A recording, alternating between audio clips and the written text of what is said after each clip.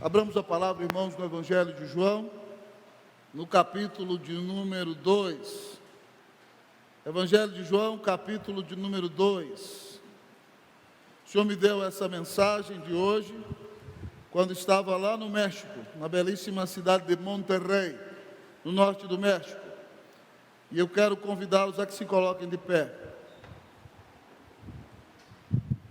Evangelho de João, capítulo de número 2.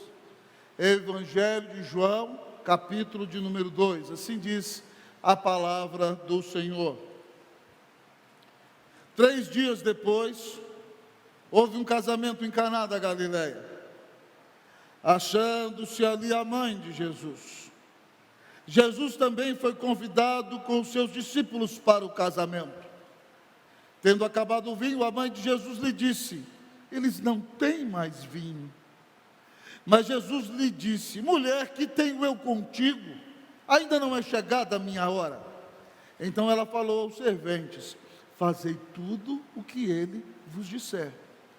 Estavam ali 6 talhas de pedras que os judeus usavam para as purificações, e cada uma levava 2 ou 3 metretas. Jesus lhes disse: enchei de água as talhas. E eles a encheram totalmente. Então lhes determinou: tirai agora e levai ao mestre-sala. Eles o fizeram.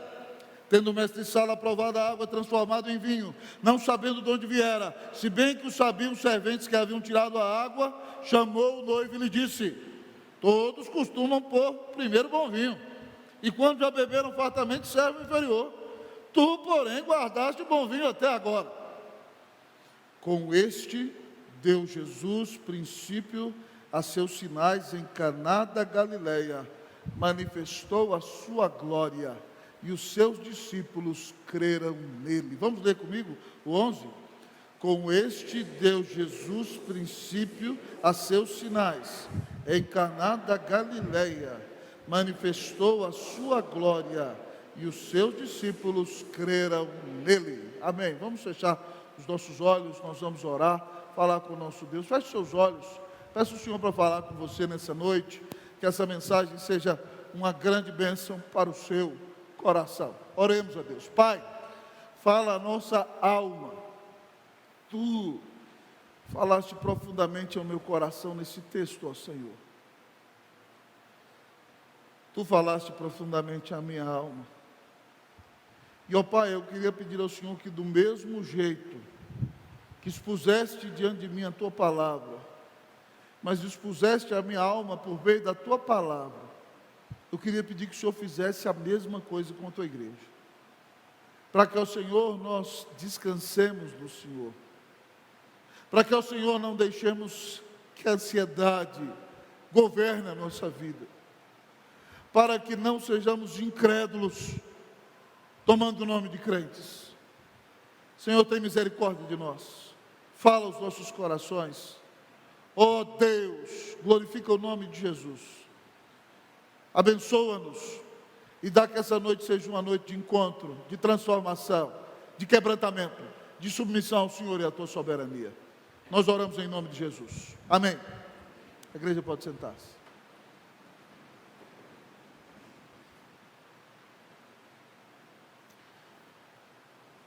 Cada um dos evangelhos, irmãos, tem uma temática especial. Mateus escreve querendo revelar Jesus como rei prometido aos judeus. Marcos escreve revelando Jesus como servo sofredor aos romanos. Lucas tem no seu enfoque a humanidade de Cristo Jesus. Ele quer mostrar que Jesus é o homem perfeito. Mas João é aquele que nos apresenta que Jesus Cristo é o próprio Deus. E o termo Filho de Deus significa que Ele é da mesma natureza que o Pai. Ele é igual ao próprio Deus. É por isso que João começa dizendo que no princípio era o Verbo, e o Verbo estava com Deus, e o Verbo era Deus. E no versículo 14 do capítulo 1 ele diz que o Verbo se fez carne e habitou entre nós, cheio de graça e de verdade, e vimos a sua glória, glória como do unigênito do Pai. E João então constrói o seu evangelho, irmão, antes da morte e da ressurreição de Cristo, ao redor de 7 sinais. E lá no capítulo de número 20, versículo 31, ele explica qual o objetivo em ter escrito o Evangelho com essa estrutura. Ele diz o seguinte: estes sinais foram registrados para que creiais que Jesus Cristo é o Filho de Deus, e para que crendo tenhais vida em seu nome. Esse Evangelho foi construído ao redor de 7 sinais, para nos fazer crer que Jesus Cristo é o próprio Deus, o próprio Filho de Deus, e crendo nele como Deus Salvador, nós recebamos a bênção dos céus, nós recebamos a vida eterna.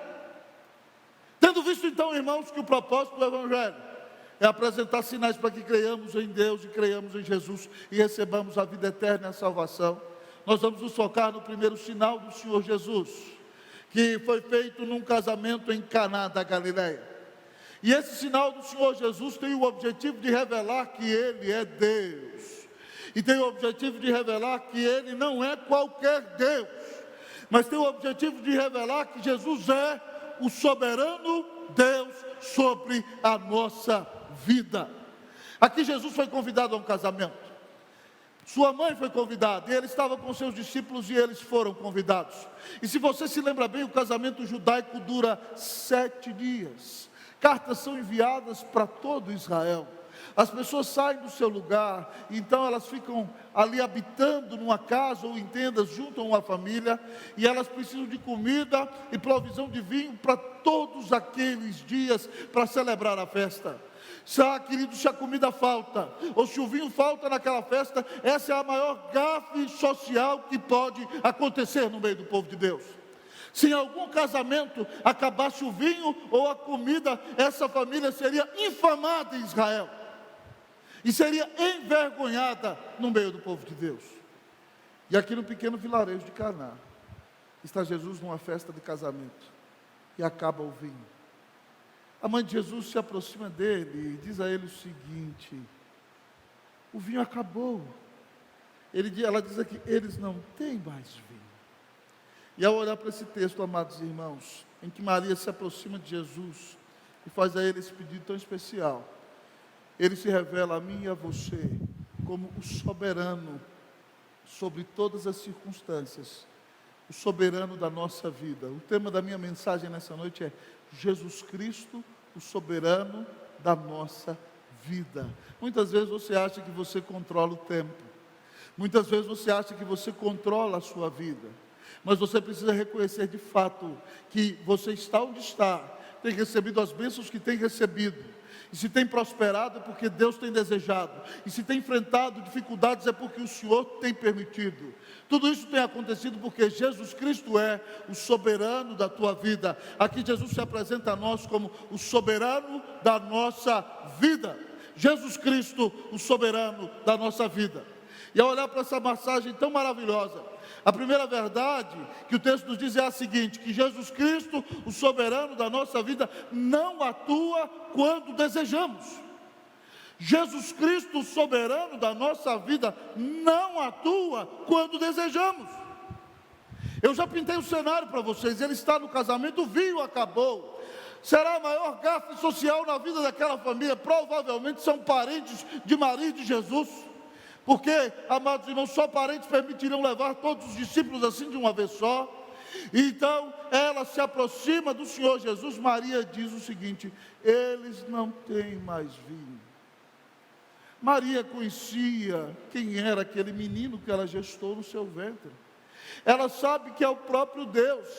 E pela colocação do texto, irmãos, Maria está expectante. Maria está verdadeiramente ansiosa para ver Jesus revelar a sua glória.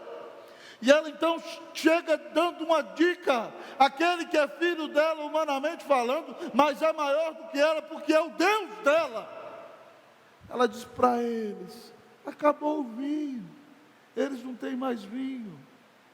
E Jesus mostra para Maria que Ele é o soberano, e Ele não atua no momento em que nós desejamos, quando Ele diz: mulher, que tenho eu contigo? Ainda não é chegada a minha hora.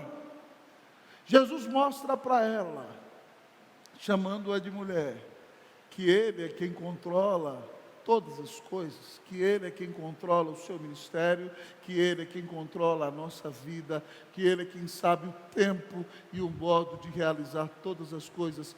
E Maria tanto se submete ao Senhor, com muita fé, ela diz aos serventes o seguinte: façam tudo o que Ele disser a vocês. Mas Jesus revela a Maria, a você e a mim, que Ele não atua quando nós desejamos. Ele atua no momento certo, porque Ele está no controle de tudo. Eu não sei se você já planejou algo em sua vida que você desejava que acontecesse naquele determinado momento. E você traçou uma série de planos, de repente tudo aquilo que você planejou caiu por terra. E você ficou chateado. Mas isso não aconteceu porque Deus sabe de todas as coisas. Porque Ele é bom, porque Ele é soberano e Ele ama você. E talvez você esperava que Ele atuasse naquele momento, e Ele não atuou como você desejava, mas Ele fez isso porque Ele sabe o que é o melhor. Ele é o soberano Deus, e Ele te ama e conduz a sua vida. Irmãos, eu tive uma experiência muito interessante nessa área, quando Deus nos chamou para ir a Santiago. Quando vieram me convidar para ir para o Chile, eu pretendia não ir ao Chile. E quando vieram, me fizeram um convite, um primeiro momento, por 2 anos. Então eu combinei com a Cleusa, nós recém-casados, falei: nós vamos servir a igreja chilena por 2 anos, depois a gente volta ou vai fazer algum doutorado em outro lugar. E quando nós chegamos ali, irmãos, o primeiro ano foi de uma tremenda aflição, a ponto de que no início do 2º ano eu disse para o conselho da igreja que eu não ficaria mais, e os autorizei a buscar pastor. E eles começaram a tentar, mas Deus começou a abençoar muita igreja. E aí no mês de abril eles se reuniram de novo e falaram: pastor, nós não aceitamos sua renúncia, nós queremos que o senhor fique. E aí então nós oramos e entendemos que Deus queria que nós ficássemos. Mas a gente renovava de 2 em 2, eu sempre na expectativa: daqui 2 anos eu vou embora, daqui 2 anos eu vou embora. E Jesus nunca me deixava embora, meus irmãos, era impressionante. Quando nós completamos ali, amados irmãos, o ano de 2005, o Davi nasceu. E quando o Davi nasceu, eu falei: tudo bem, Senhor, parei de querer ir embora, eu aceito ficar aqui. Se o Senhor quiser que eu fique aqui a minha vida inteira, eu vou ficar. Sabe o que aconteceu? No ano seguinte o Senhor mostrou, chegou a hora de ir embora.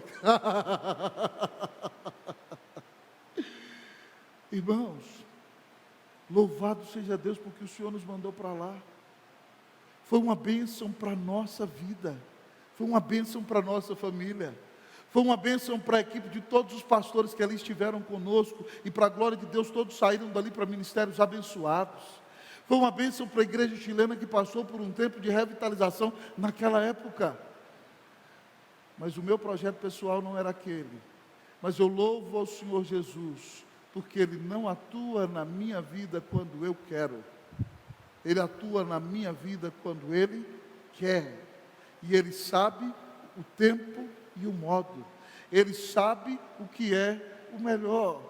Muitas vezes nós somos imediatistas, é porque nós desejamos ter o controle em nossas mãos. E quando nós desejamos ter o controle em nossas mãos, de fato nós estamos demonstrando que no mais íntimo do nosso coração, nós não confiamos no Senhor.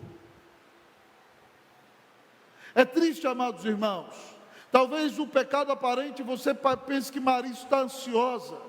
Mas quando nós revelamos uma grande ansiedade na nossa vida, isso revela um pecado mais profundo, que é uma incredulidade terrível do nosso coração.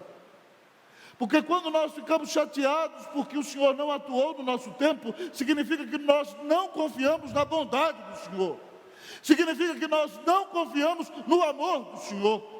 Significa que nós não confiamos que o Senhor cuida de nós. E aí, com toda uma estrutura, uma postura exterior de cristãos, no fundo do coração, nós somos incrédulos e não descansamos no nosso Deus. Louvado seja Deus, porque Jesus não atua quando desejamos. Ele faz isso para quebrar o nosso orgulho, para quebrar o nosso desejo de dominar a nossa própria vida, e para fazer de nós pessoas mais confiantes, mais dependentes, mais entregues em suas mãos, porque quando nós estamos entregues em sua mão, essa é a melhor posição que nós podemos ocupar. Jesus Cristo é o soberano da tua vida. Ele nem sempre vai fazer as coisas quando você deseja. Mas fique tranquilo, Ele sempre fará o melhor na sua vida, porque Ele te ama. Ele deu a vida na cruz para te salvar. Jesus Cristo é o Senhor, o Salvador, o soberano da tua vida. Ao olhar para esse texto, a palavra nos apresenta Jesus como soberano da nossa vida. Em primeiro lugar, aprendemos que Ele não atua quando desejamos. Mas em segundo lugar, aprendemos que Ele não atua como esperamos. Jesus Cristo, soberano da nossa vida, não atua quando desejamos. Mas Jesus Cristo, soberano da nossa vida, não atua como esperamos. Não atua como esperamos. Maria descansou, irmãos. Ela deixou a ansiedade passar e ela confiou. O pecado do temor foi vencido em seu coração.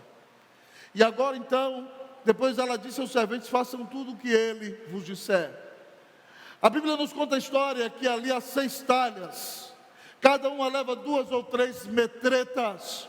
Uma metreta é um jarro, amado irmão, de 40 litros de recipiente. 2 metretas são 80 litros, 3 metretas são 120 litros. Então ali tem 6 talhas. Nós temos ali provavelmente entre 480 a 720 litros. E Jesus manda encher todas aquelas talhas de água. E talvez você esperasse que o milagre fosse assim. Não tem vinho. Como é que se faz vinho? Com uva. Talvez ele pegasse algumas uvas e amassasse, e mandasse colocar um pouco de água, e fosse transformando a substância. Mas nós esperávamos que para fazer vinho ele usasse uva. Seria o mais natural, porque o vinho vem da uva.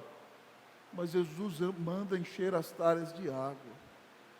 E aí então, quando eles enchem as talhas de água, Jesus disse: levem para o mestre Sala. E o mestre da cerimônia toma aquele vinho e ele diz: uau! Ele diz para o noivo: todos servem o bom vinho primeiro. E depois que o povo já bebeu e não tem tanto discernimento mais assim, ele serve o vinho pior depois. Mas tu deixaste o bom vinho até agora. Jesus Cristo, o soberano da nossa vida, não atua como esperamos. Todos nós esperaríamos que Ele fizesse mais vinho por meio de uva, mas Ele, de maneira soberana, usou água para fazer o vinho. Ele não atua como nós esperamos. Ele atua soberanamente do jeito que Ele quer. Irmãos, nessa viagem, no nosso curso no México, havia na nossa equipe de pastores brasileiros ali, um pastor que está no Nordeste do Brasil, e ele nos contou a história de um grande jogador de futebol brasileiro. Eu não vou citar o nome para não aparecer na câmera, mas esse foi um grande jogador brasileiro que esperava ganhar o prêmio da FIFA de melhor jogador do mundo. E ele esperava ganhar aquele prêmio, e ele não era convertido. Ele tinha ouvido os atletas de Cristo pregar para ele, desde que ele jogava em time de futebol de base. E ele se tornou um grande jogador no Brasil, e depois se tornou um grande jogador em times da Europa, e chegou o dia em que ele seria nomeado o melhor jogador de futebol do mundo. Mas a mulher daquele jogador era muito ciumenta. Ela era brasileira e não queria que ele fosse ali receber o prêmio. Mas aquele era o grande dia da vida dele. Ele tinha sonhado no dia em que receberia o prêmio de melhor jogador do mundo, e seria uma grande festa, um dia glorioso, a maior celebração da sua vida.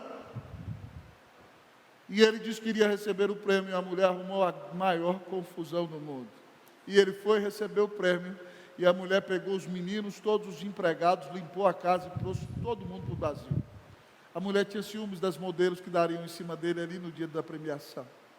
E quando ele chegou em casa, depois de uma grande confusão no seu lar, a sua mulher o havia abandonado e levado a família embora. Aquele jogador com o troféu, com o prêmio de melhor jogador do mundo, se sentou na sua mesa e sozinho, tristemente, jantou 2 bananas, o que havia em casa, e um pedaço de torrada.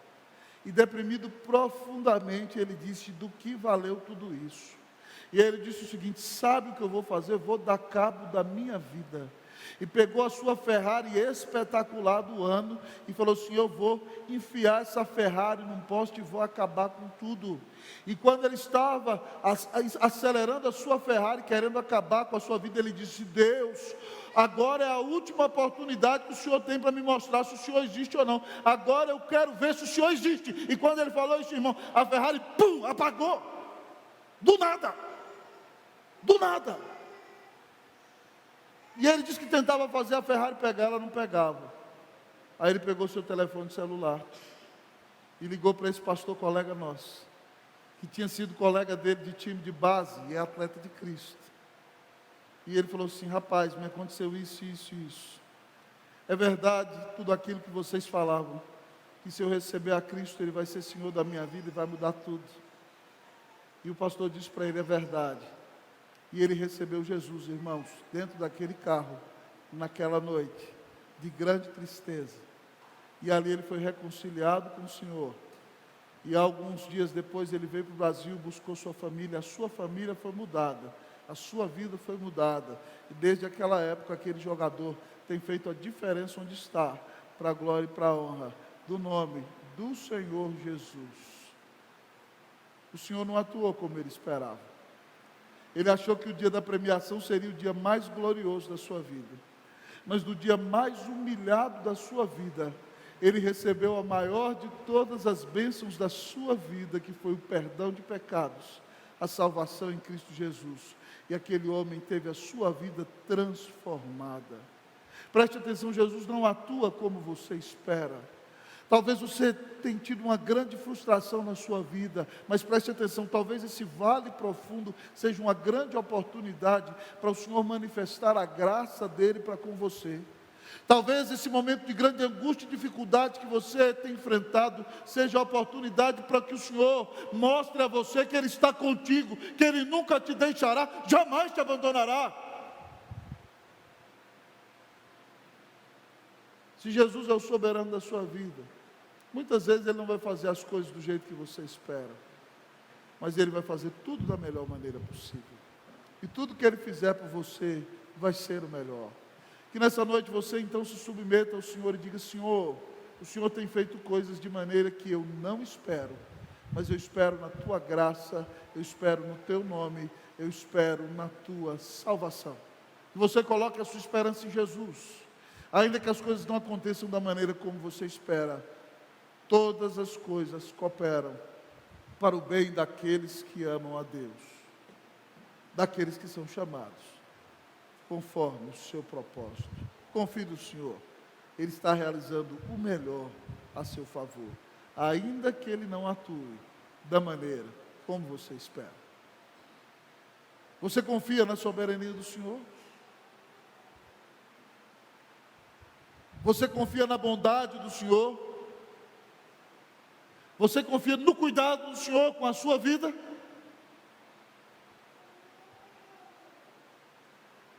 Jesus é de fato o soberano da sua vida. O texto nos apresenta Jesus como soberano da nossa vida. Já temos visto, irmãos, que Ele não atua quando desejamos, que Ele não atua como esperamos. Mas Jesus Cristo, soberano da nossa vida, atua de maneira surpreendente. Jesus Cristo, soberano da nossa vida, atua de maneira surpreendente. O texto da palavra, irmãos, diz a nós que quando o mestre Sala toma aquele vinho, ele fica perplexo. Ele não sabia de onde viera o vinho, mas os discípulos sabiam e os serventes sabiam.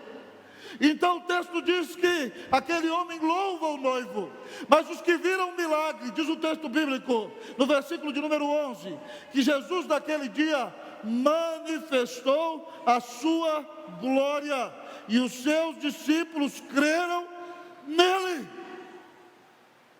Esse primeiro sinal de Jesus tem o objetivo de mostrar que Jesus Cristo é soberano sobre a criação, sobre o meu coração, sobre a tua vida. Com este sinal, Jesus deu princípio aos seus sinais em Caná da Galileia, manifestou a sua glória. Seus discípulos creram nele.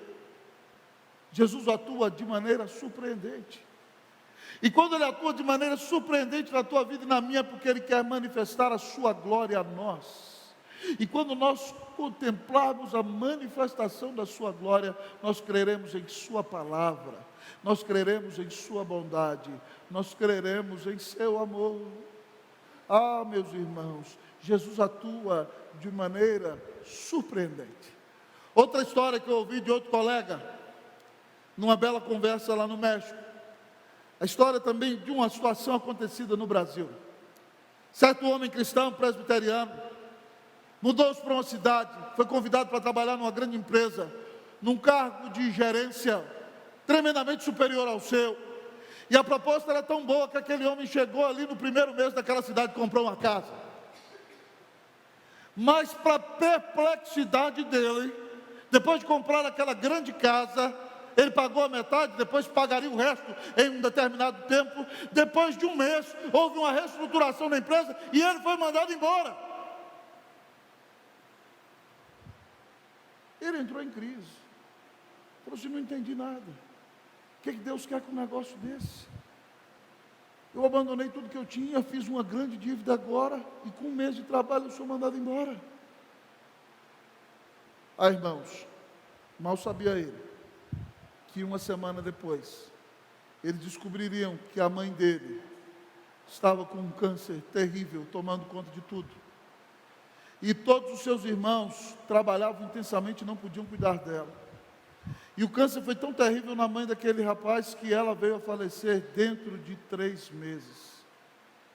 E ele entendeu que o Senhor Jesus permitiu que ele fosse mandado do trabalho para cuidar da mãe aqueles 3 meses em que ela sofreu. Ele esteve próximo, ele a amou, ele a abraçou, ele cuidou dela. E ela veio a falecer. E quando ela faleceu, é óbvio que ele sofreu, mas não ficou com peso na consciência de que se sua mãe estivesse enferma e ele não pudesse cuidar dela, ela teria sido abandonada sozinha. E depois de 3 meses, quando ela faleceu, ele voltou à sua cidade, e uma semana depois, ele foi contratado por outra empresa, por um emprego melhor do que o que ele tinha antes. Jesus atua ou não atua de maneira surpreendente? Muitas vezes nós ficamos perplexos com o que ele faz. Muitas vezes nós ficamos assustados porque ele não faz as coisas do jeito que nós esperamos. Mas tudo que ele faz é o melhor. E quando ele faz para a sua glória e para que a nossa fé seja fortalecida. Querido, eu quero convidar-lhe a olhar para o seu coração, depois da exposição deste texto desta noite. Você tem sido um incrédulo? Você tem duvidado da bondade do Senhor? Quando o Senhor não faz as coisas do jeito que você deseja, na hora que você quer, você fica chateado com o Senhor, você fica deprimido. Quando o Senhor faz da maneira como você não espera, você reage mal. Talvez você diz: pastor, nunca jamais.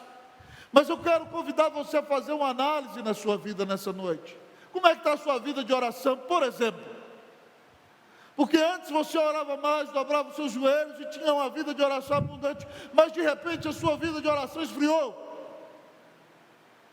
E você não consegue orar. Talvez não é porque no fundo do coração você está chateado com Deus. Você está chateado porque Deus não está fazendo as coisas do tempo que você deseja. Você está chateado com o Senhor porque Ele não está fazendo como você quer.